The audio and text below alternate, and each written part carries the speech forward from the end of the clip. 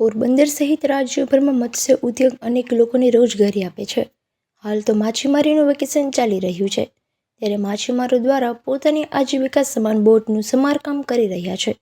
એક બોટના સમારકામ પાછળ 1 માસ જેવો સમય લાગે છે અને અંદાજે 2 થી 2.5 લાખ જેવો ખર્ચ થાય છે.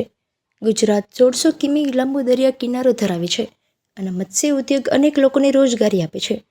માછીમારો 8 માસ સુધી દરિયો ખેડી અને પોતાની આજીવિકા રળે છે. માછીમારમાં પણ વેકેશન હોય છે, કારણ કે ચોમાસાના સમયમાં માછીમારી બંધ રહે છે. તારીખ 1 જૂનથી 31 જુલાઈ સુધી એટલે કે 31 દિવસનો માછીમારી પર પ્રતિબંધ મૂકવામાં આવે છે. આ સમયગાળા દરમિયાન માછીમારો બોટનું સમારકામ કરાવે છે. પોરબંદરની વાત કરીએ તો નાની મોટી 5000 જેટલી બોટો આવેલી છે. હાલ પોરબંદરના જૂના બંદર, લકડી બંદર અને સુભાષનગર ફિશરીઝ ટર્મિનલના બોટ પાર્ક કરવામાં આવી છે. દરિયામાંથી ક્રેન મારફતે તબક્કાવાર બોટ બહાર કાઢી અને જમીન પર લંગારવામાં આવે છે. ત્યારબાદ તેમનું સમારકામ કરવામાં આવે છે. બોટના માલિક મનીષભાઈ લોઢારીના જણાવ્યા અનુસાર 1 થી 1 સુધી મારી બોટો બંધ હોય તે દરમિયાન ચોમાસામાં બોટનું કામ રિપેરિંગ કરતા હોય છે, કિરાણાનું કામ રિપેરિંગ કરતા હોય છે. બોટમાં લાકડાનું કામ હોય, કોલરૂમનું કામ હોય, એન્જિનનું કામ હોય. સાથોસાથ જે ફાઇબરના કોલરૂમ બનાવતો હોય એ જનરલ કામ અત્યારે અમે ચોમાસા દરમિયાન કરતા હોય છે. 2 મહિનામાં જે બોટની પૂરી તૈયારી કરીએ સિઝનની, એ રીતે કિરાણામાં પણ અમે ફાઇબરનું કામ હોય, હોડીનું જે કંઈ કામ હોય, સુખાણનું કામ હોય કે બધું કામ અત્યારે કમ્પ્લીટ કરી નાખીએ અમે.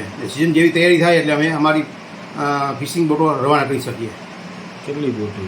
પોરબંદરમાં 5000 બોટ છે, એમાં 2500 પિલાણા છે અને 2500 બોટો છે. એ જનરલ બોટોનું અત્યારે કામ થાય છે. બોટને કઈ રીતે ઉતારે ચડાવે?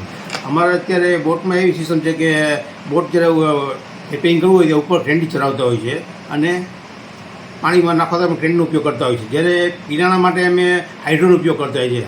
હાઇડ્રોથી ઉપર લઈએ છીએ અને હાઇડ્રોથી નીચે પાણીમાં મૂકીને કમ્પ્લીટ કરીને મૂકતા હોય છીએ અમે. હાલ બોટમાં લાકડા, ખીલા, કોલરૂમ, એન્જિન સહિતની કામગીરી કરવામાં આવે છે. એક બોટનું સમારકામ કરવામાં 1 માસ જેવો સમય લાગે છે, તેમજ અંદાજે 2 થી 2.5 લાખ જેવો ખર્ચ પણ થાય છે. જે બોટનું સમારકામ થઈ જાય તેમને ફરી બંદરના પાણીમાં ઉતારવામાં આવે છે. અન્ય બોટને ફરી જમીન પર લાંગરવામાં આવે છે. 31 જુલાઈ સુધી બોટનું સમારકામ થયા બાદ આગામી તારીખ 1 ઓગસ્ટથી માછીમારી સિઝનનો ફરી પ્રારંભ થશે. તે પૂર્વે બોટના માલિક પોતાની બોટનું સમારકામ કરી અને તૈયાર કરે છે.